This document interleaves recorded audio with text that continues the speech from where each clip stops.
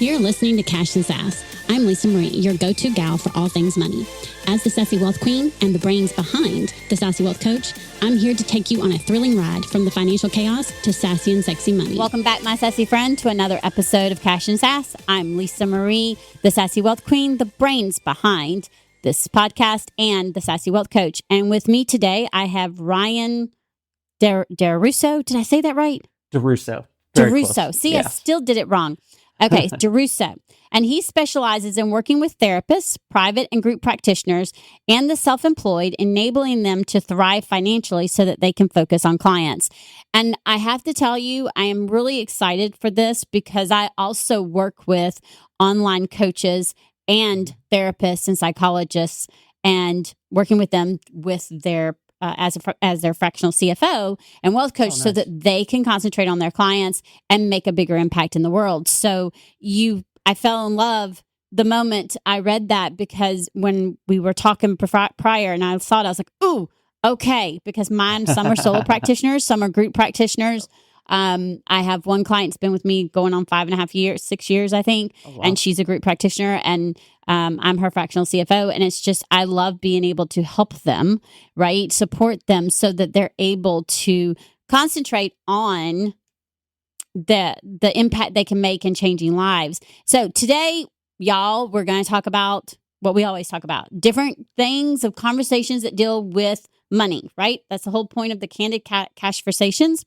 And we were talking beforehand and what we were looking at and what I really would love to dive into is you made a key thing, and I want us to dive deep into this, how to turn self-employment income into wealth. Because I think so many people are going, wait, what do you mean? Because, I'm self-employed, right? I'm an entrepreneur, and that means being our own boss. And I think sometimes we end up in this rut where we end up working longer hours than we did sometimes in corporate, even though we love it, right? And so we end up on this hamster wheel, I think, and we don't really realize what we can do to make it better and turn that into wealth. So can you explain what do you mean, how to turn self-employment into wealth? Yeah, I actually call that like hamster wheel syndrome is really what that is, in the sense that... Speaking my language, I call it the never-ending hamster wheel. Yeah, so really what happens is, it's pretty simple, is we go from a job that pays a salary for a certain amount of time that we spend, in the day-to-day, but then we go into self-employment where we are only getting paid for the time that we're working. And we're not getting paid for the time we're not working. And so what happens is we have, honestly, what I typically see is the first year might be a little bit of a struggle. And we're just trying to get enough clients, trying to get enough income coming in. And then the second year, it may catch on, and you might start seeing like income that's higher than you've ever seen before.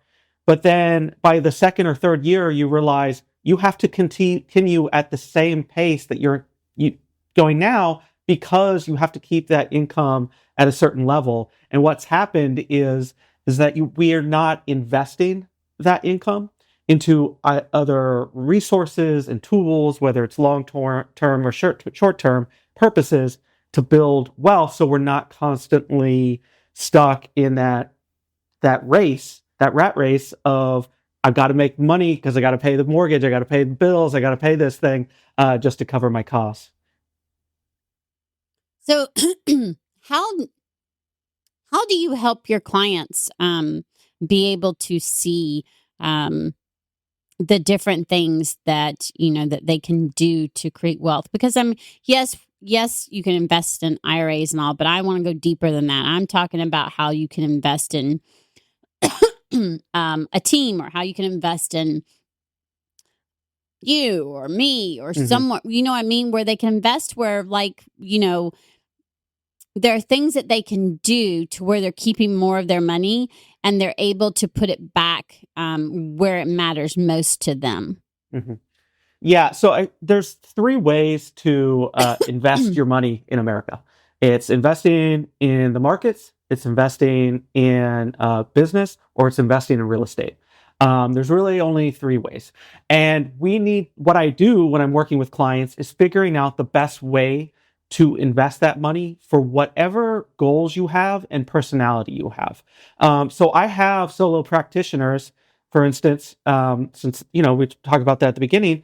I have solo practitioners who never, ever want an employee working under them. They want to work for themselves and only themselves for the rest of their life. And that's totally fine. So they're going to probably have to look at other ways to invest, whether it's investing in the markets or investing in real estate. And of course, they can invest in like passive income streams or something like that. But that their time is limited. Like there's only a max amount of time that they have in a day. And if your hours are spent and filled up, there's only going to be so much that you can do from that standpoint. So investing in the markets or real estate may be the option there. And that's really kind of how it works. It's really a conversation. It's like, what is your personality and what do you enjoy doing and what do you want to do? I wouldn't ignore the markets. I mean, that's I call it the best passive income stream that a self-employed person can have, because they're getting tax benefits. They're growing their wealth when they're doing absolutely nothing if they're doing it right. And that is what's going to support them in the future. And so with that, you're going to feel more empowered to invest in other areas of your life. And both those things start to compound and build on themselves. So it's larger and larger throughout the life. But outside of that, how do you want to grow? And so how I do that is really depends on the situation. So let's take a therapist who wants to start hiring folks. A therapist or anyone who's self-employed. We'll run the numbers and say, what does it mean for you to have an employee? What are the costs involved? What's the break-even point? Because so often I would say, like, self-employed people, whether in personal life they're pessimistic or optimistic, it doesn't really matter. In their business, they're incredibly optimistic, in the sense that they get an idea and they think they take these 3 steps, 4 steps, 5 steps, 6 steps, it's gonna take off. And maybe it will, maybe it won't, but it often, I would say, more than anything, takes a little bit more time than they expect.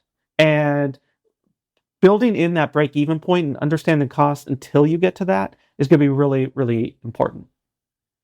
Yeah, very much so. I mean, and I think that's all entrepreneurs too, right? I mean, I tell people all the time that owning your own business and being an entrepreneur is not for the faint of heart, because there are, it's not a straight climb up. There's these dips. Oh, yeah. And these valleys, and you have to be able to navigate them. Yeah. And one moment you're up and then you're down and then you're like, oh shit, what's going on? And then next thing you know, you're up again. And, it, even me, it's been 8 years as of October 17th, this past year. And, in those 8 years, I've seen those peaks as valleys, those ups and those downs. I mean, like thousands of them. And a lot of times people give up and quit. And, someone even asked me this past year, why am I still singing out? And I'm like, because I'm not having a plan B. I'm going to navigate, right? And so many people are afraid to use like a business line of credit or to help them through some of those tough times. And I remind them that there are billionaires out there that's what they do. That's how they do it. They do it strategically, though. They don't go and just max out just on willy-nilly crap. They're doing it strategically to carry their business through. And then when it hits up that up thing, everything's paid off and they're smooth sailing. It's when you don't make those strategic choices or strategic decisions that it gets you in trouble, which leads me to, how to manage those financial uncertainties of being self-employed and entrepreneurship, right? COVID, for therapists and doctors and all those, when there was that, I don't even know what it's called. I can't remember. It affected 2 of my clients. There was some kind of ransom thing put on the payment thing for insurance insurance payments. Oh yeah, no, a cyber attack. I know what you're talking about. And it delayed it delayed payments for like 2 months. Yeah, right? it did. Yep. I ran into that as well with There are clients. some small doctor's offices that were getting hit hard because they didn't have, I tell them, they don't have a planner. They didn't have a fractional CFO. They didn't have someone in there helping them navigate that. And, my clients, they did. And we did what was necessary. It's like, look, you have your business line of credit. If we need to touch it, we're going to touch it. We're going to use it. And then when these payments get put in, right, because they're going to eventually get done, when they get put in, they had a way of doing it, but it was slower, right? And it was taking longer because, of course, there were backlogs because they had this ransomware thing going on, right? And so once we were able to do that, they saw, okay, we can navigate this. And it took a lot of stress off of them. So it's just, those two examples is just proof that life happens, shit happens, right? We have no control over some of those things. What we do have control over is how we can manage them, how we navigate them. And I would love to hear your thoughts and your input on some of the things that they can, us as entrepreneurs can do to help be able to be in a better position to navigate some of those things, right? Because like you said, COVID proved that we're not going to be in control of when stuff happens. Life happens, and we need to be able to navigate it if we want to stay in business and be our own boss. Yeah, absolutely. I actually, I have a prop. I don't have it with me today that I show people who come in, to my office, who are self-employed, and it's two ramps connected. One is a straight line like that, and one is a curved line like that. And when you look at it, you think if you put two balls at the top, that the one with the straight line is going to finish first because it looks like that's the case. But what happens is the force forces the other one to finish first. And I think it's a really good visual of what life is like in self-employed is you can finish really well, but it's going to be like up and down and whatnot. It's just sort of navigating that, and it really hits that home. I like it a lot. So in terms of how to protect yourself, one is, you've probably heard this before, having an emergency fund.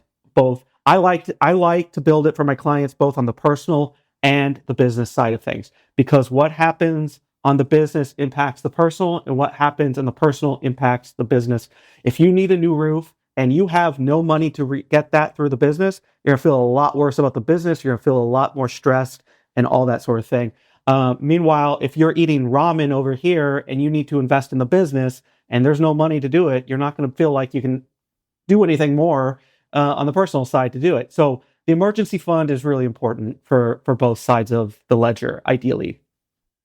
After that, like what you described is going to be dependent on the certain situation and whatnot. But when we're talking about working capital, which is really the amount of funds that you have available to pay employees and things of that nature, or products or whatever, and there is a hiccup to that, it's a real problem, because one, if it's products, then you don't have anything to sell. And then two, if it's employees, you could be legally liable for not paying them and face fees and repercussions for that. So yeah, having a line of credit in that case is really, really important. Not because you want to touch it, because you may have to. Like I have a client who has 26 other therapists underneath her. She's built a really sizable business, hit by the same cyber attack that you were describing, and was very concerned that she wouldn't have enough to pay her employees every 2 weeks. And she has to, because if she doesn't, then all 26 employees could go to the Department of Labor, say, hey, we're not getting paid. And now she's facing fines on top of that. So it's an absolute requirement in her case. Now, if you're a different situation where you're just at the point where it's like an idea in your head and hopes and dreams of the future, I would like to see like proof of concept before you're going out and putting like it on credit, because there you're taking a risky proposition, which is self-employment, which is entrepreneurship. It's always a risky proposition. It's one of the riskier ways we can make a living, and you can turn out ahead, but you have to realize the real amount of risk involved within it. And if you're starting that out already in the hole, that makes it much more difficult to climb and get to that hill, because you're gonna start much lower on the dip, and we don't want to that. So ideally, I want proof of concepts. I want to see something working before we're starting to take credit out on top of it, because whatever dollar you're making in the self-employment world, if you have credit, well, they're going to charge you $1.30%, 20%, 10%, whatever sort of the rate is, and so you have to realize that. Yeah. And for my listeners, y'all have heard me say this. I do something similar, but also slightly different. I don't have what you would call, quote unquote, an emergency savings account. I have 15 different savings accounts. But that's because for me, I like to have specific money allocated to specific things. So technically, they're all quote unquote emergency, if you want to call it. I don't use that word. I like in the business, I'll use rainy day savings, or, I have one client, I think she calls it must have, like a must need, or she calls it something funky, and it's hilarious. And I love the fact that she calls it that, and I can't think of the name. But like for my personal, I have a vehicle savings, which is, for the things, the oil changes, the tires, the property tax. I live in South Carolina. We pay property tax on everything. So property tax on my vehicle that I have to pay every year. I figure up about an estimate of what that is, and I put money into that account, which, by the way, has saved me countless times, because I just had to put 4 new tires. I had to do 2, excuse me, about 3 months ago. Excuse me. And I had to do 2 just recently. And I drive a Suburban. I love my Suburban. And I apparently have big, huge rims, which means I have to have the more expensive tires. I didn't know that. Okay. I love my Suburban. So my tires are not cheap. And I know this, so I make sure there's money going in to be saved up, meaning I pay I can pay, depending on the tires and depending on where I can go, I can pay anywhere between $600 to $800 for 2 tires. Yep. Okay. That just put it in perspective. I've been lucky that my dealership, I was able to do 6, which is about the cheapest I'm going to do on those tires, and them still be good tires. And I had the money, because there was money being put up. And I had the money to pay for the property tax in September, because there was money being put up. Now, hopefully, I have time to put more money into the savings account to build it back up, because I wasn't expecting those tires so soon, right?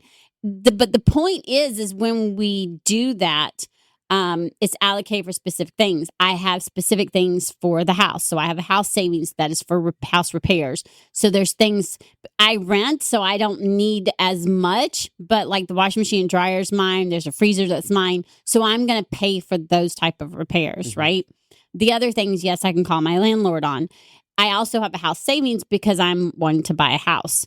You see what I'm saying? So it's specific. So the reason why I suggest this is because a lot of my clients, if I say just emergency savings, it depends on what you depict as emergency versus what I depict as emergency.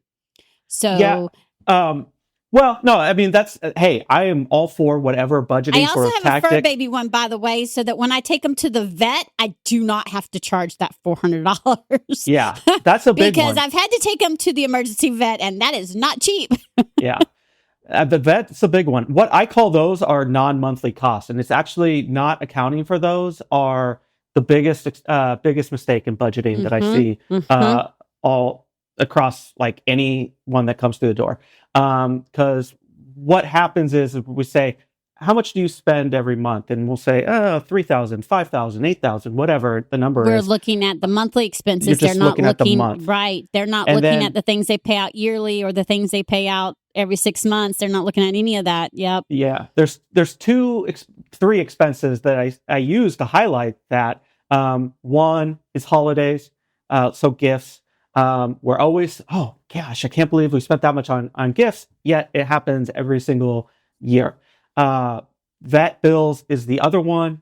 And if you pay your car insurance 2 or 3 times a year as opposed to every month, that's another one. Those expenses are coming.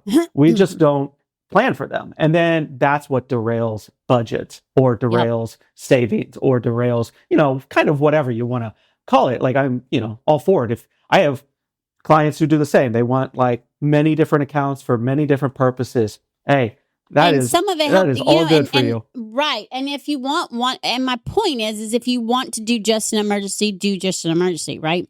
That doesn't bother you, great. For me, I find it works. I have one that says fur babies. I have one that says my girls, because I have 2 girls. I put money in there for their school supplies, for this stuff. And because school supplies, if you're a parent, let me tell you, school supplies will derail you faster than, I think sometimes faster than damn car insurance. Because we know it comes up every year. We know they're going to go back to school, yet we don't think about it until it comes up. And so what I do and what he's talking about is we make sure you take those things into account, right? I'm going to ask you, okay, are you paying for school supplies, right? Are you, you still got kids that you're paying for their clothes and their shoes, or you've got little kids and they're outgrowing their clothes. Having an account just to start putting money in there so that when they need a new pair of shoes, as a mom, I understand you've got it and it doesn't derail the money plan, the money roadmap, budget, whatever you want to call it. I call it a money roadmap. I like that word. I find a lot of other people like that word so much better. Budget seems to be a 4-letter word without being 4 letters. and you know that, right, Ryan? It's like, they're like, ew. I'm like, okay, look, you can call it whatever you want. It's still the same thing. And it's not restrictive. The reason why it doesn't work is exactly what you said, is because when you go and print those things offline, go online and you print those budget sheets and ask you those questions, it's not telling you how to prepare yourself for them because they're not paid monthly. Yes, it asks, but then all you do is list it, but then you don't do anything with it. Mm-hmm. And you may not realize how to plan for it. And that's where someone like Ryan or a fractional CFO like me or someone else comes into play, because we can actually support you and show you how to do that. And making those small tweaks, that's been a game changer for me, because I used to have a horrible relationship with money, by the way. Horrible, right? And then I changed my relationship, my mindset, my relationship. And I looked, okay, what will make managing this better? What will make it really, truly work? I know I want a money roadmap. I know it's necessary because it helps me make sure the money's going where I want it to go. And how do I make it work? And that's how I was figuring it out. I was like, oh, okay, I've got to be able to account for these things somehow, but they can't go into the monthly because they're not paid monthly. Mm-hmm. And that's where the savings accounts and making sure I'm dividing it up. What I do is when I divide up what would come out, like what I estimate, I divide it by 12 and I put that amount into the monthly budget. Mm-hmm. Go to Christmas savings, go to fur babies. I have a Christmas savings account. That's the reason why I don't go broke come Christmas with 2 kids.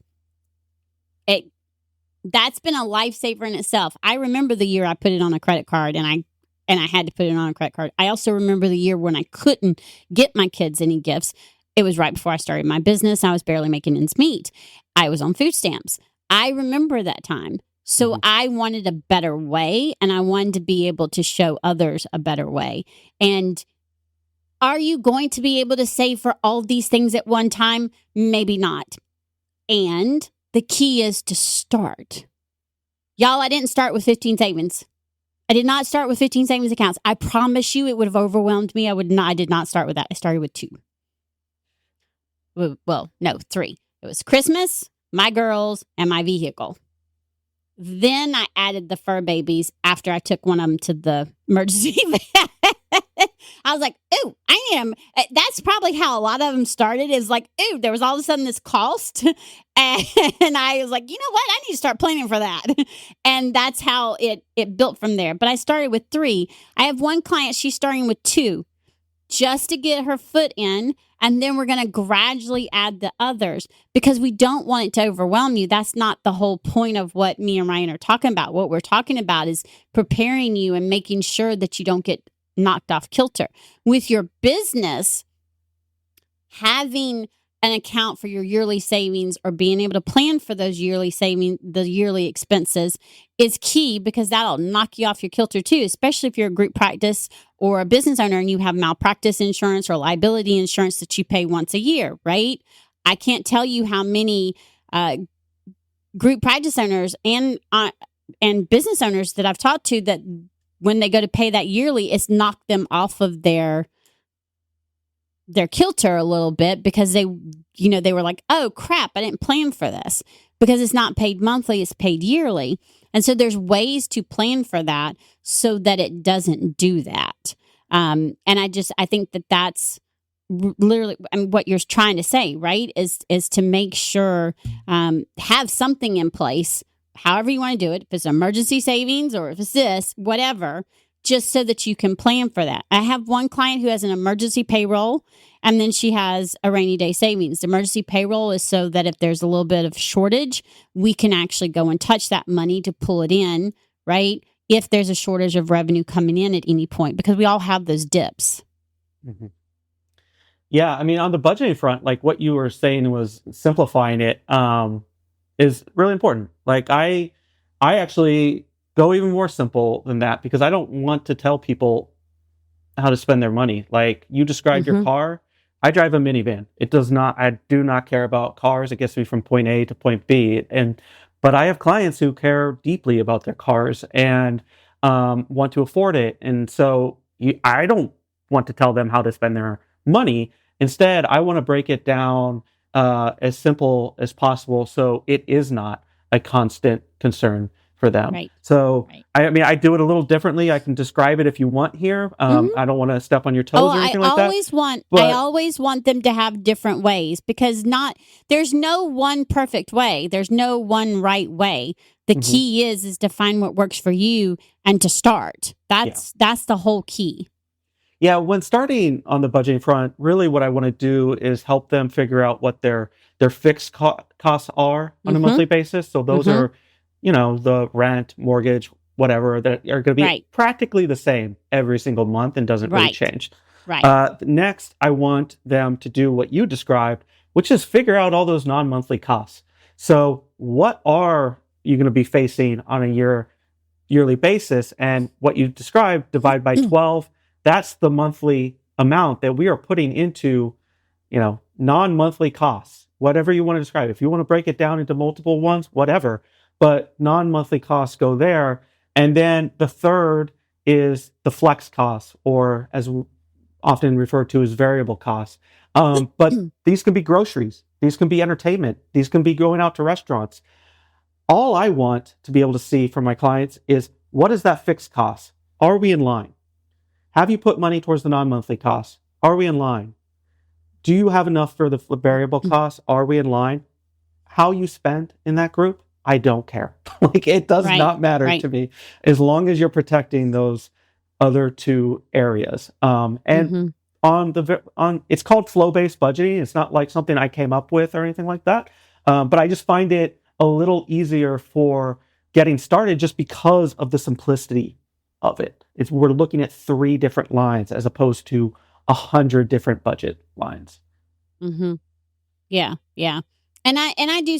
It's somewhat similar, slightly different. I make it as simple as possible. I start off exactly what you're talking about. Those fixed things, because if you don't know where your fixed expenses are going, we can't even start with anything else. Yeah. And the variables and the ones that are the yearly and the ones that are the ones that happen. They happen, but they don't happen consistently.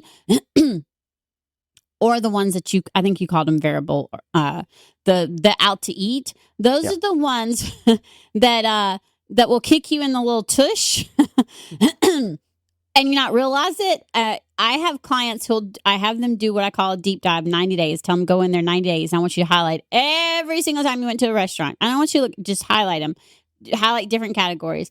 and then add them up, because normally what they're guesstimating they're spending average monthly on, gas, going out to eat or whatever, they're off. Mm-hmm. They're normally way off. Oh yeah. And I'm not saying that to put anyone down. I was off. I was like extremely off, because we don't think about it.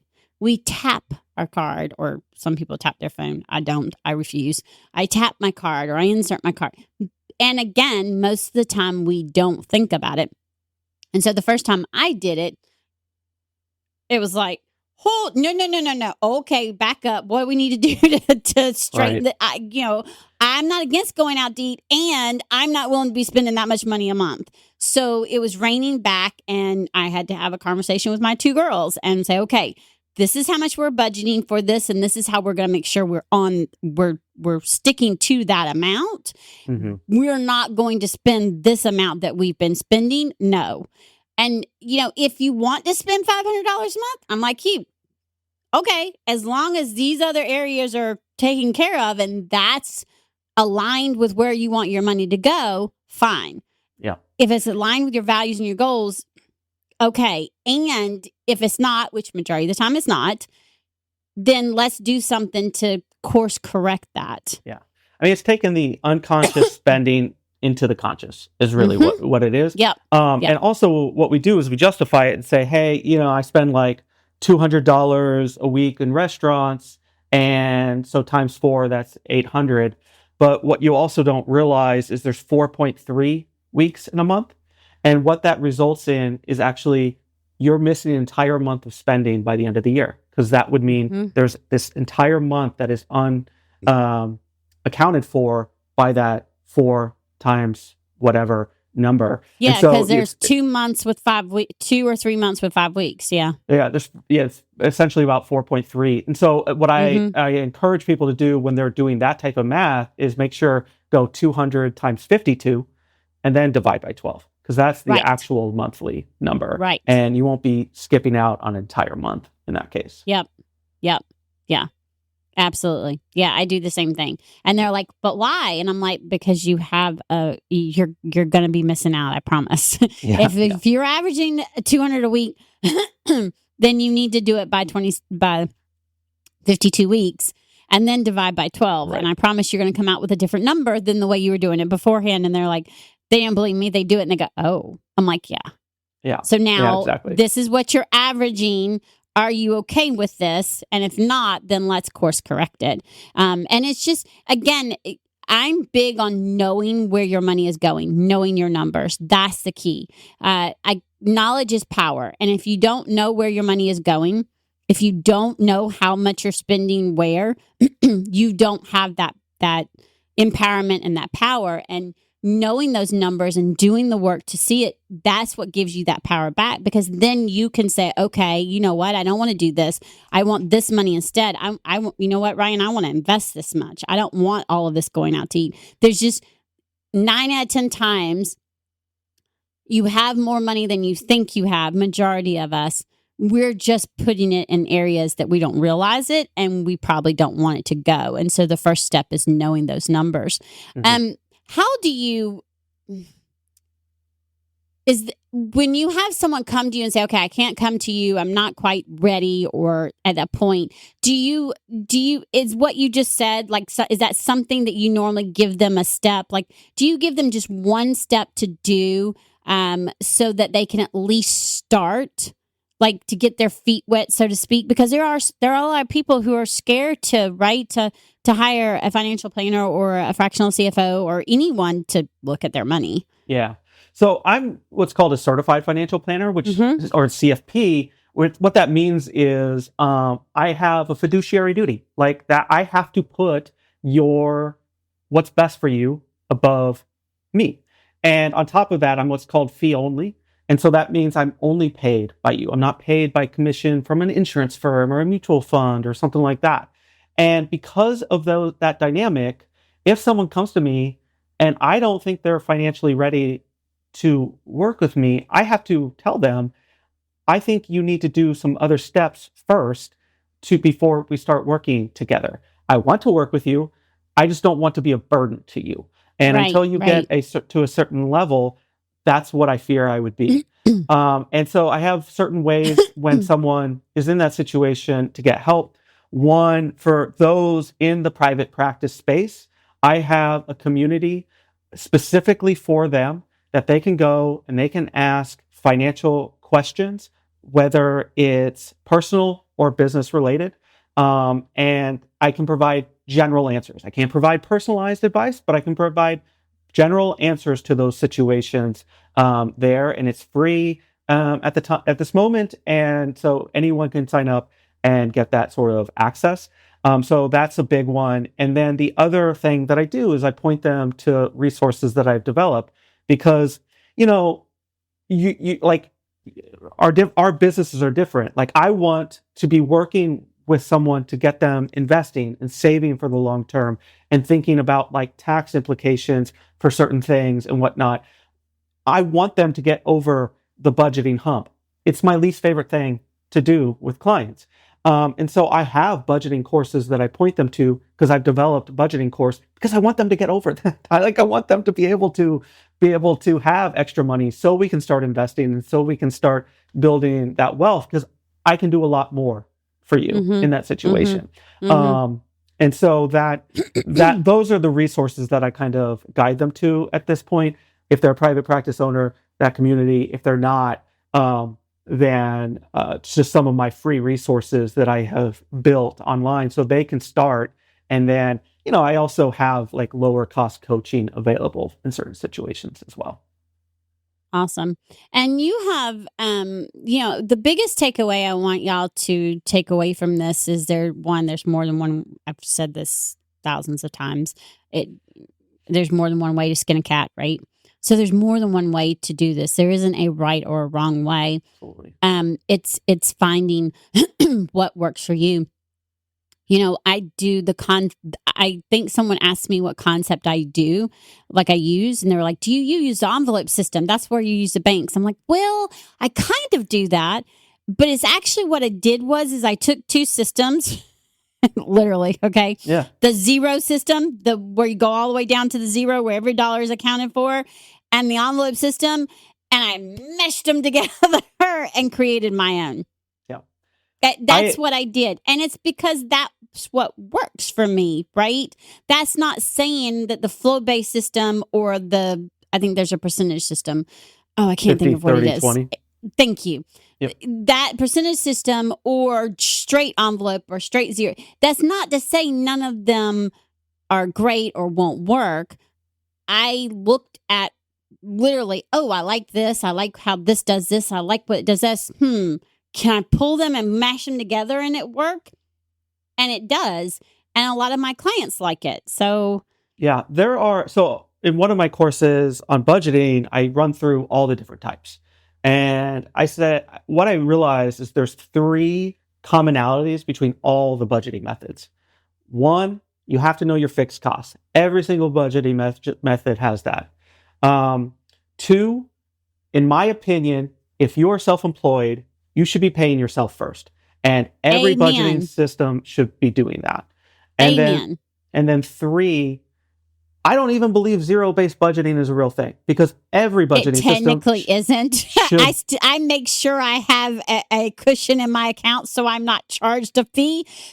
And like I said, I took the bases of the things that I liked. I think I've taken some of the percentage one too, and I've meshed them all together and created what works for me. All budgeting systems should be accounting for every dollar. Right. Even if you're not using it, you should be accounting for it. So, every single one, right. So those were the 3 similarities. So as long as you're doing something around that works for you, you're probably getting off you're starting off on a good track for yourself. Absolutely. And you're going to have to try it out. You're going to have to try it out for a couple months. If it doesn't work, then try something else. And you tweak it. Exactly. I that's the thing. That's how mine started, right? Is I started with one thing, right? And then I was like, okay, this isn't totally right. And I tweaked it.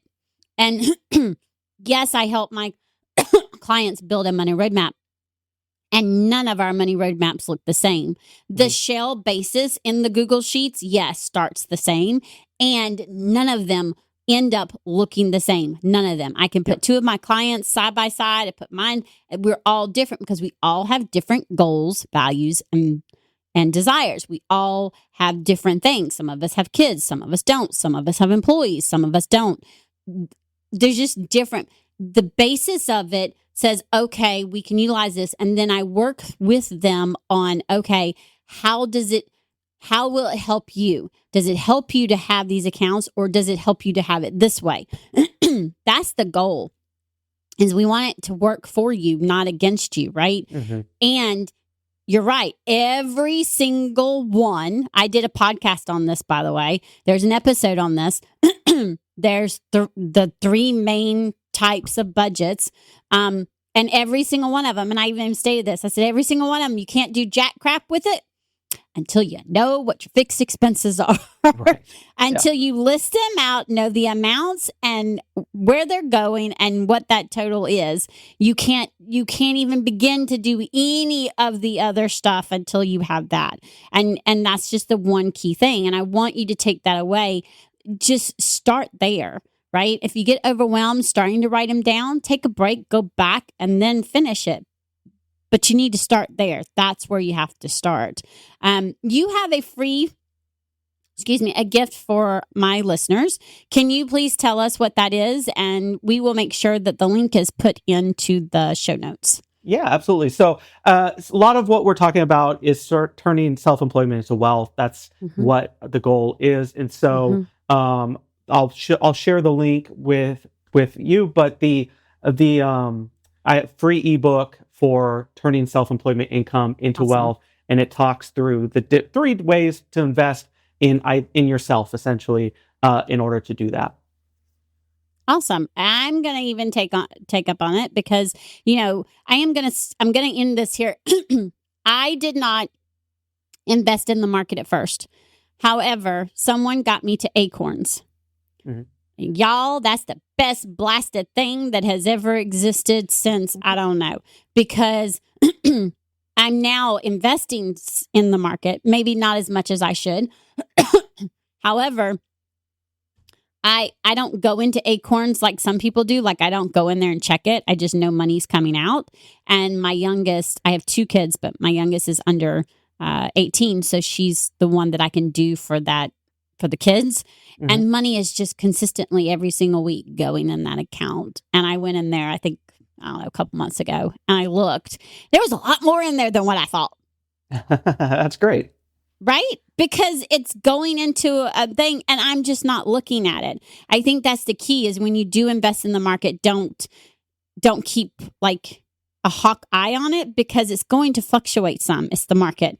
Yeah. The key is, yes, invest where you're comfortable doing that. Have someone help you. But don't, if I kept looking at it going up and down, that crap would stress me out. So I just don't look at it.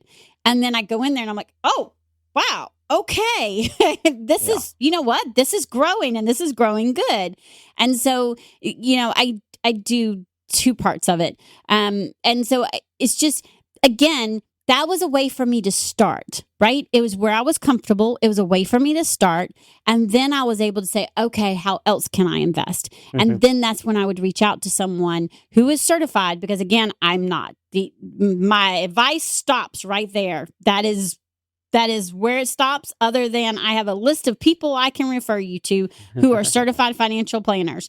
And that's because I will also have one, right? I'm not going to give advice on something that, when I took financial accounting, it gave me a headache. So if it makes my head hurt, I'm not going to do it. We're not. I had to have it to pass accounting and to be able to be an accountant. And I knew that becoming a certified financial planner was not what I wanted, because that financial accounting made my head hurt. So, that's my take on it anyway. And the key is, again, even in that area, start, even if it's small, but start and talk to someone who's actually certified, who can actually give you legitimate advice, and who's not, trying to say they can and they can't. Certified financial planner is the best way to go. And if you ever need a list Ryan is one, and I have a list of like 5 or 6 more that I would highly recommend as well, that I've worked with and I've also had on my podcast. One of them I'm partnering with. We're going to be doing our own YouTube show. So, there's different ways, and the key is to make a decision and start, right? I'm going to be getting the book too. So I'm going to leave you with this. Remember, just start. Don't let it overwhelm you. And in order to build wealth, one of the first things you've got to know is your numbers, because you can't invest if you don't know where your money is already going. Wow, Lisa was right. I love it. Until next time, thank you, Ryan, for being here. And until next time, remember to stay sassy. Bye. Thanks for joining us this week on Cash and Sass. Check us out on social media and on our website at www.thesassywealthcoach.com, where you can download my free Money Story Start Guide. The website again is www.thesassywealthcoach.com. And as always, subscribe to the show to catch every new episode and leave us a review so we can continue to bring you fresh content. And remember, yes, it is possible to have sassy and sexy money. See you next week.